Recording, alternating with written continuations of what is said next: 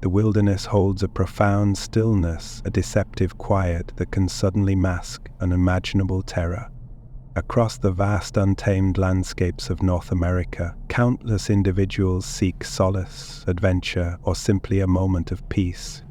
Yet for a chilling number, that moment becomes an inexplicable vanishing point. They step into the silence and they simply do not return. No cry for help, no struggle, no trace. This recurring, unsettling anomaly, brought to light as the missing 411 phenomenon, challenges our understanding of safety, logic, and the very nature of the wild. This video will delve into the documented patterns of these disappearances, examining the facts, the strangest cases, and the theories that attempt to explain what truly happens when people disappear without a whisper.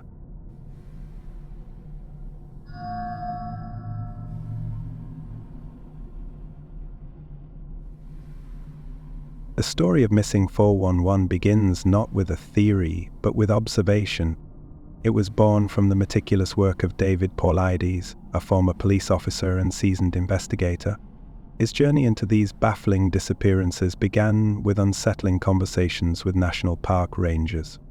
Paulides claimed these rangers, off the record, acknowledged an unusual cluster of missing persons cases within their parks. They spoke of cases that didn't fit the typical mold of someone getting lost or falling victim to the elements. What was missing, however, was any centralized database or official acknowledgement of these peculiar patterns. This anecdotal information served as the catalyst for Paulides.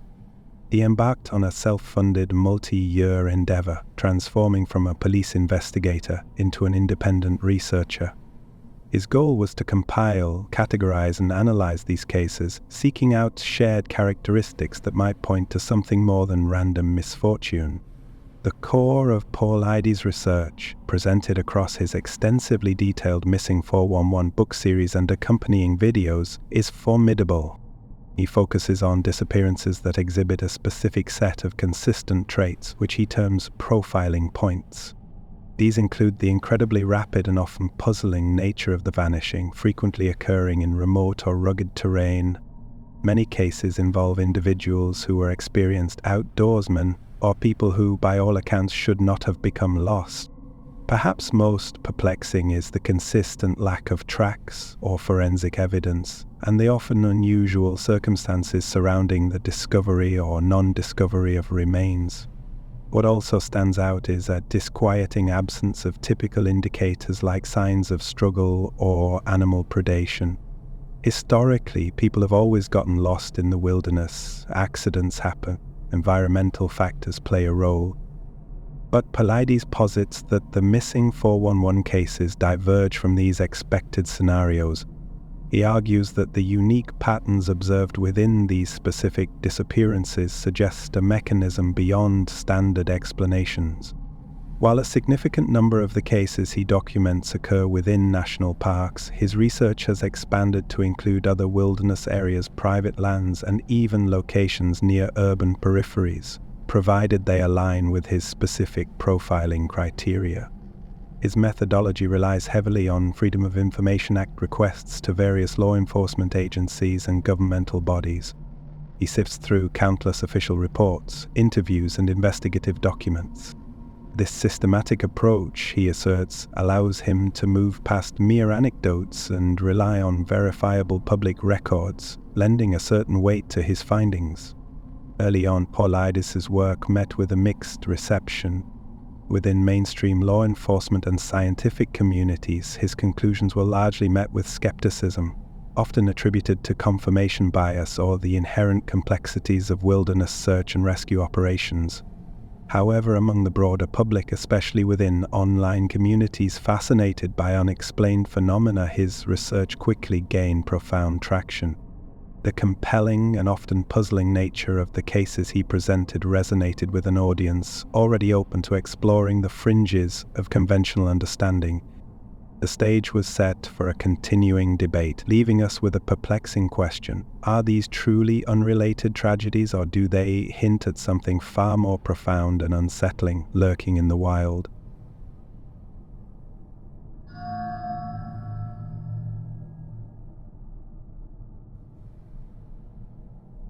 To truly grasp the mystery of missing 411, one must understand the distinct profiling points that Paulides has identified across hundreds of cases.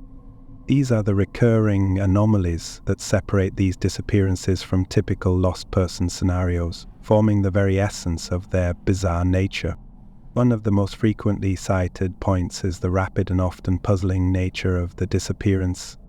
Imagine a child playing just a few feet from their parents, momentarily out of sight behind a small ridge. Moments later they are simply gone. No screams, no sounds of distress, no rustling in the undergrowth. This instantaneous vanishing, sometimes within minutes, challenges the notion of a gradual disorientation. It's as if individuals are plucked from existence with chilling efficiency. Adding to the mystery is the puzzling failure of scent tracker dogs. In many of these cases, highly trained canine units are unable to pick up any trail, or the scent simply stops, abruptly and unaccountably. The lack of footprints or disturbed foliage often confounds even seasoned investigators, suggesting a departure that defies typical human movement. Perhaps the most profoundly unsettling profiling point involves the unusual circumstances surrounding the discovery of bodies or remains. When individuals are eventually found, their remains are often located in areas that were previously and thoroughly searched, sometimes multiple times. How were they missed, or disturbingly, were they not present during the initial searches? Furthermore, the locations can be highly improbable. We hear reports of bodies found atop steep cliffs, deep inside caves, or in areas so inaccessible they would require specialized climbing equipment, even for an experienced mountaineer, let alone an elderly or infirm individual. The distances involved are also frequently anomalous. Bodies are sometimes found miles from the point of disappearance in an incredibly short period, suggesting a rate of travel that is physically impossible for the individual, especially when traversing rugged terrain. A particularly disturbing and frequently cited anomaly is the missing clothing or shoes. In a significant number of cases, when remains are recovered, the individual is found without shoes or partially clothed, a disturbing detail made more chilling by freezing temperatures. While some might attribute this to paradoxical undressing, a phenomenon associated with severe hypothermia, Paulides argues that the frequency and specific nature of this occurrence in these cases goes beyond what might be expected from hypothermia alone. The methodical removal of clothing, rather than tearing or loss due to struggle, adds a layer of disturbing strangeness to the findings, compelling further inquiry. The presence of cluster areas or hotspots is another key profiling point. Paulides' research suggests that certain geographical regions, particularly within national parks like Yosemite, the Great Smoky Mountains, and Olympic National Park, seem to experience a disproportionately high number of these unusual disappearances.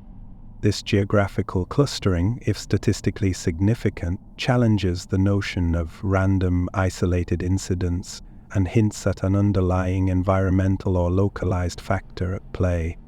Finally, the unusual demographics of the missing individuals also forms a part of the profiling.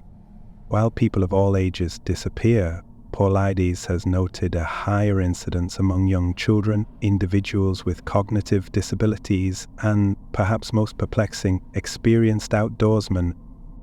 The vanishing of a seasoned hiker, a proficient hunter intimately familiar with the wilderness without a trace, defies their presumed competence and survival skills.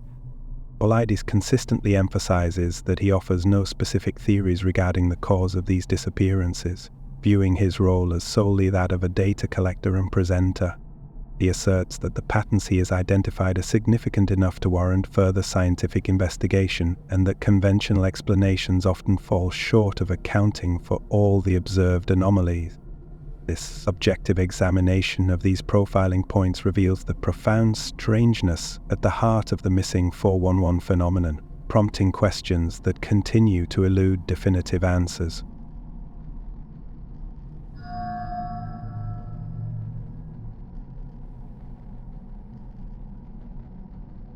Beyond the overarching profiling points, certain individual cases within the missing 411 archive stand out for their particularly bizarre and unsettling details.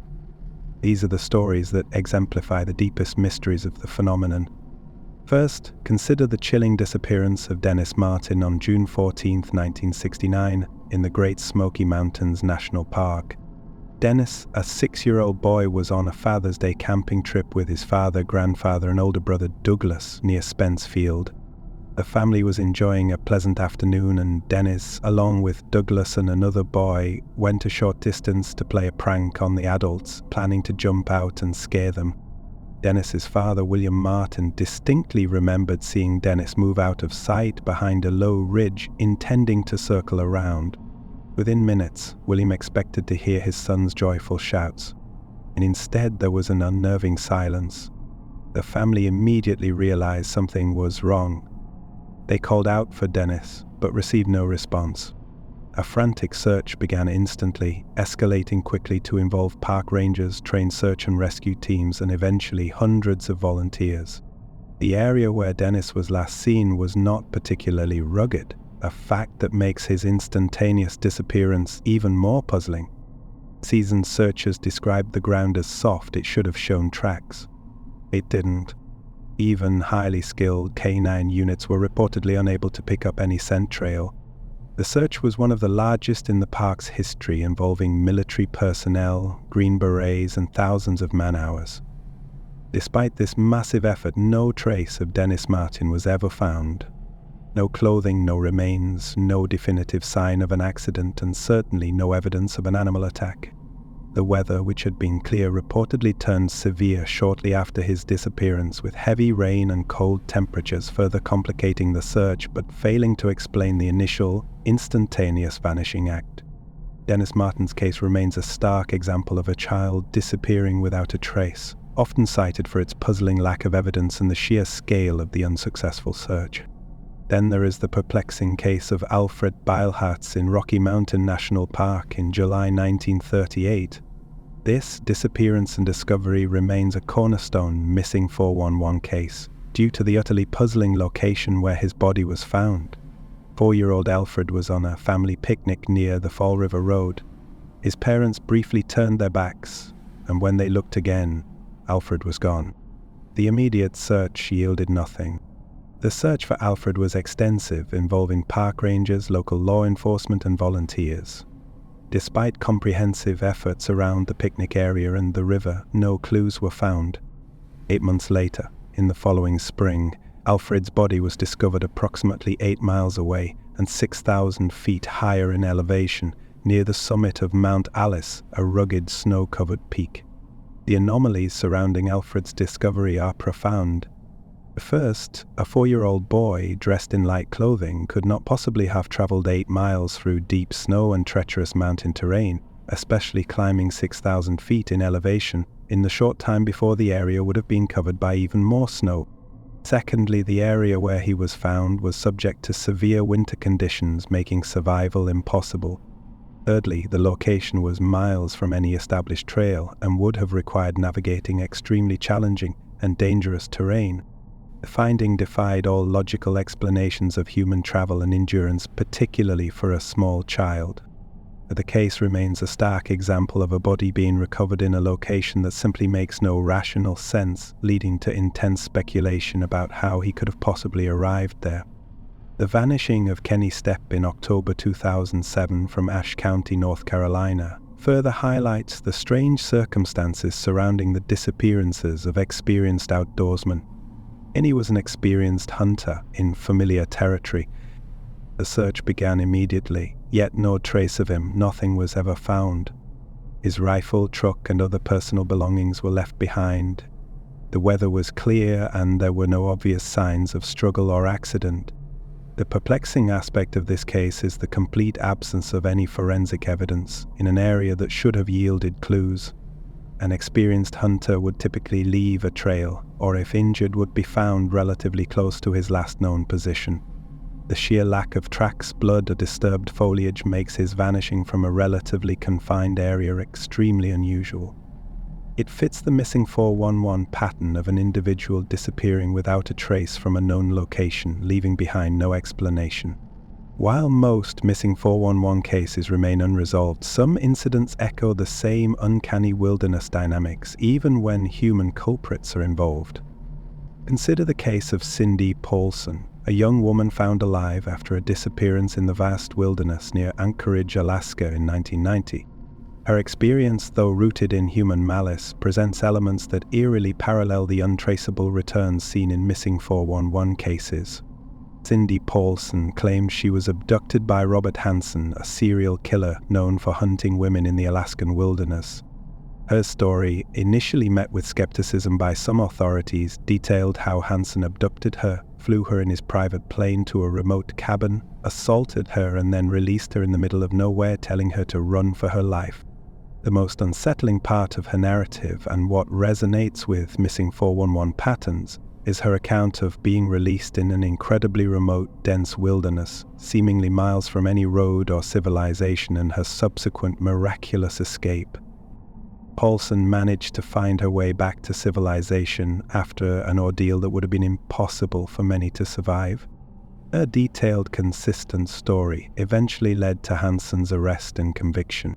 While Hansen's actions were horrific and human-driven, the manner in which he utilized the vast, unforgiving Alaskan wilderness to dispose of his victims, or release them into almost certain death, parallels the puzzling appearance of some missing 411 victims in incredibly remote or previously searched areas.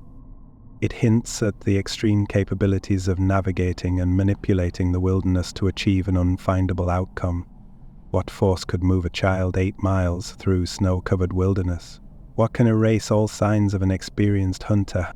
The answers remain elusive, leaving many to turn towards something far more extraordinary.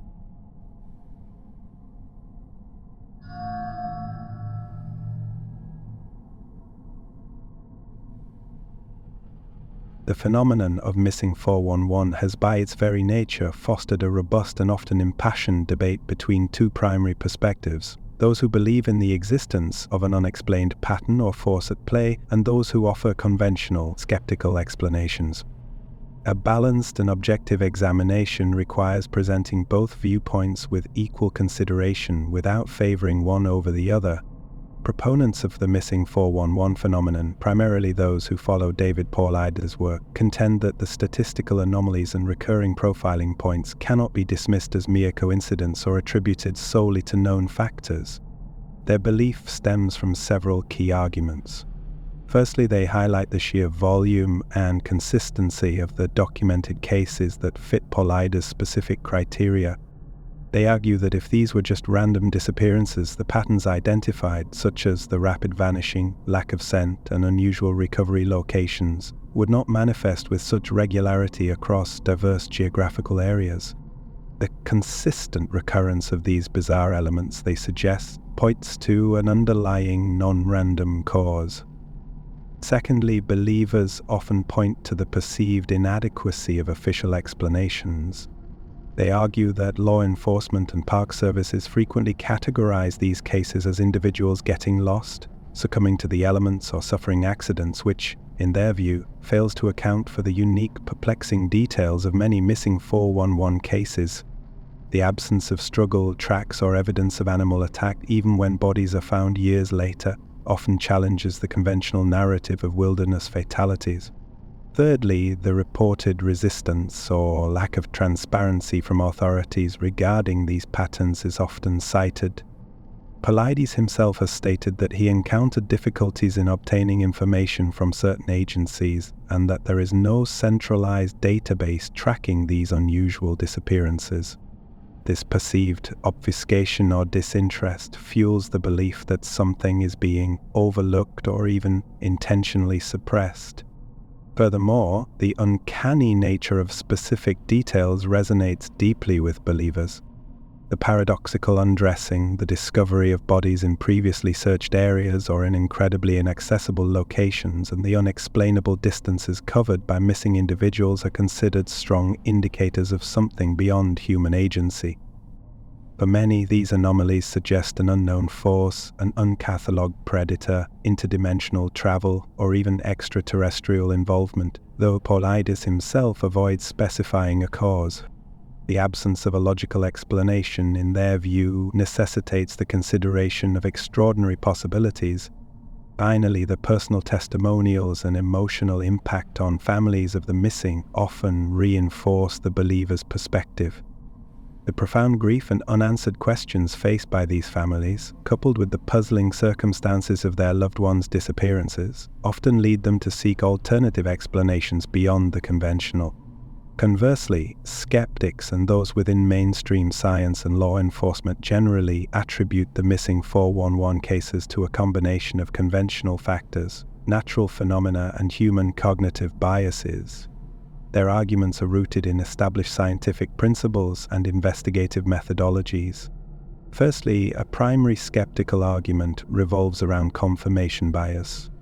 Critics suggest that Paulides, in his extensive research, selectively identifies cases that fit his predetermined profiling points while overlooking or excluding countless other missing persons cases that do not exhibit these anomalies.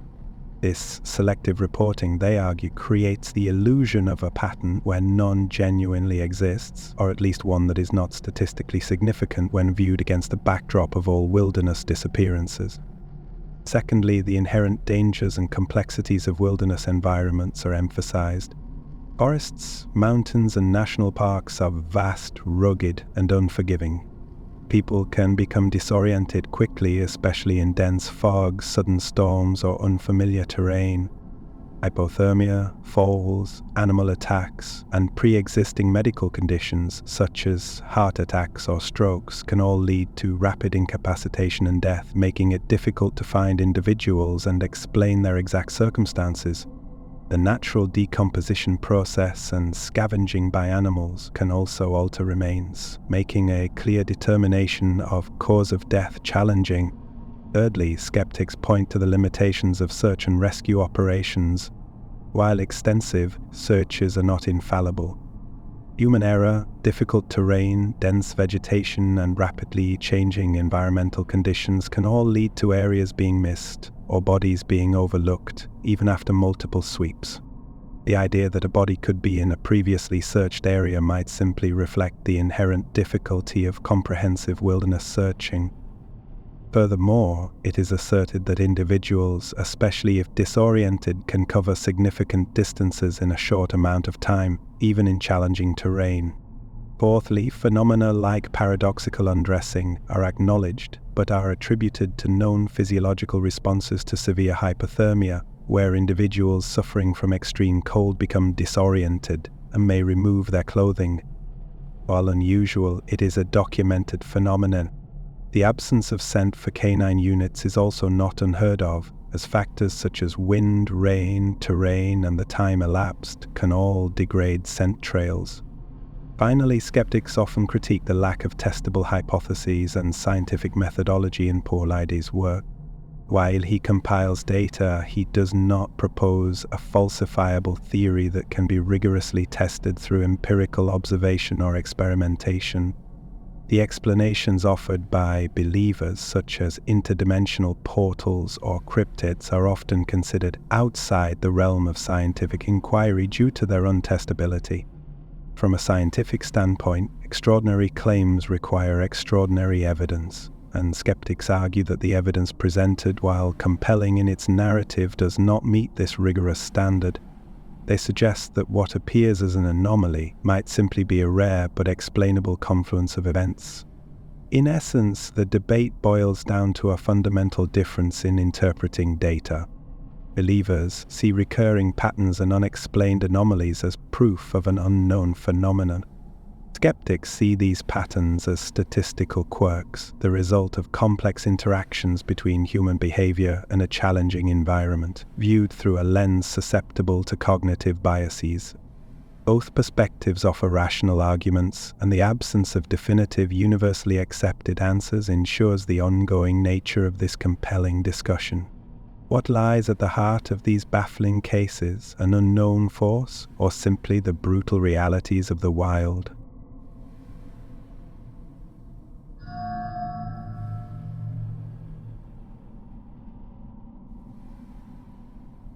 The missing 411 phenomenon, despite its contentious nature, has exerted a significant influence on various facets of society, particularly within the realms of paranormal research, outdoor recreation, and online communities.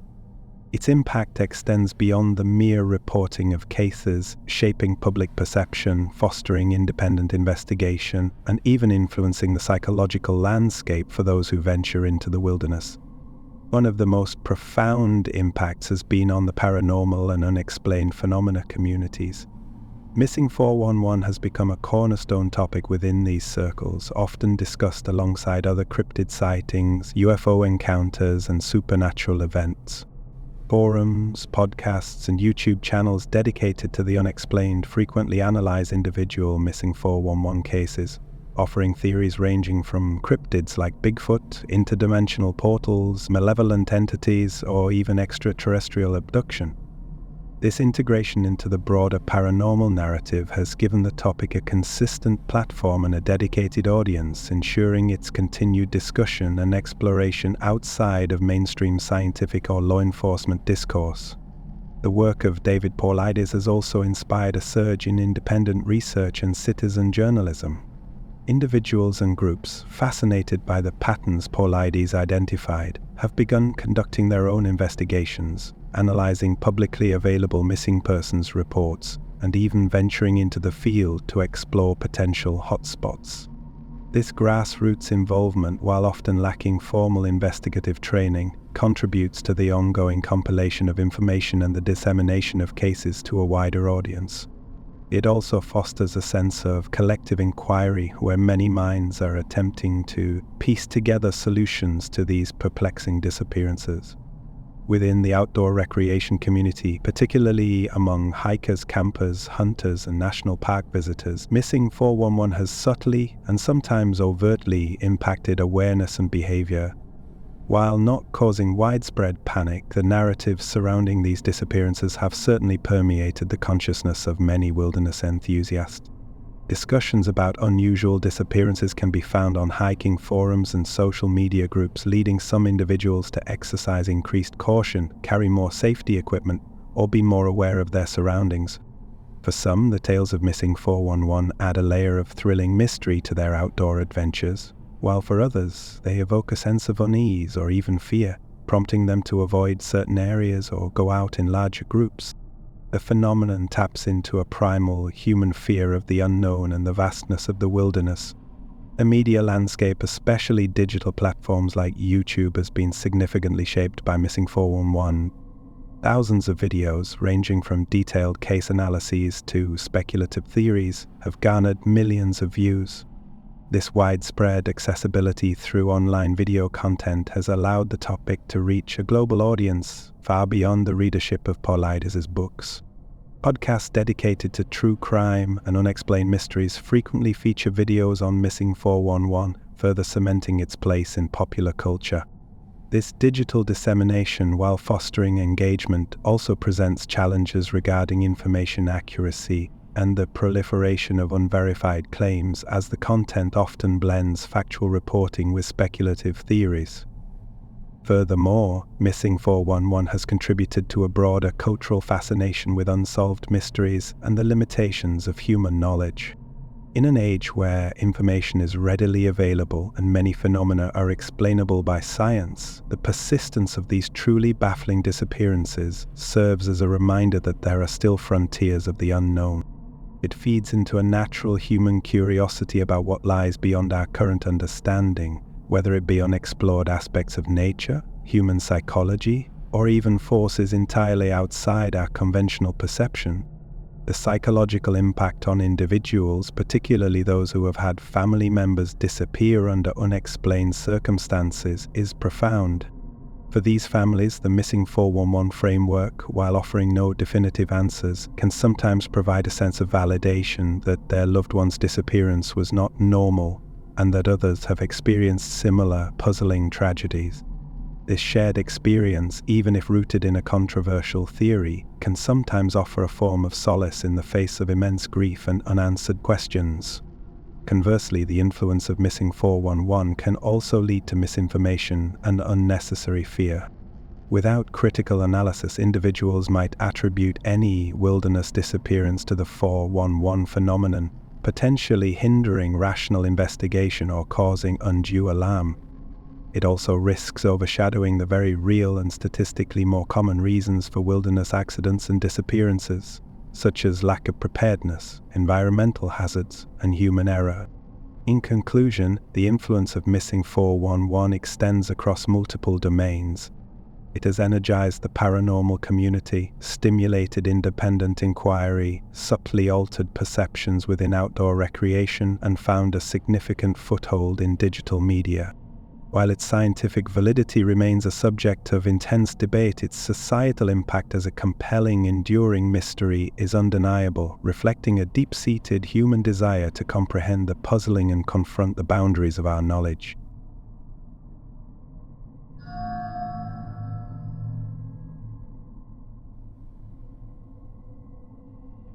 The phenomenon of missing 411, with its haunting cases and perplexing patterns, remains an enduring enigma. It compels us to confront the limitations of our current understanding, to question what we deem possible, and to acknowledge the vast, untamed mysteries that still reside within the natural world. Whether these disappearances are the result of rare but explainable coincidences, an unknown natural phenomenon, or something entirely beyond our current comprehension, the documented cases continue to serve as a stark reminder that some mysteries refuse to yield their secrets. The silence of the wilderness, for some, is not merely quiet, it is the sound of an unanswered question, a mystery still waiting in the dark. Thanks so much for watching this video. What's your take on these cases?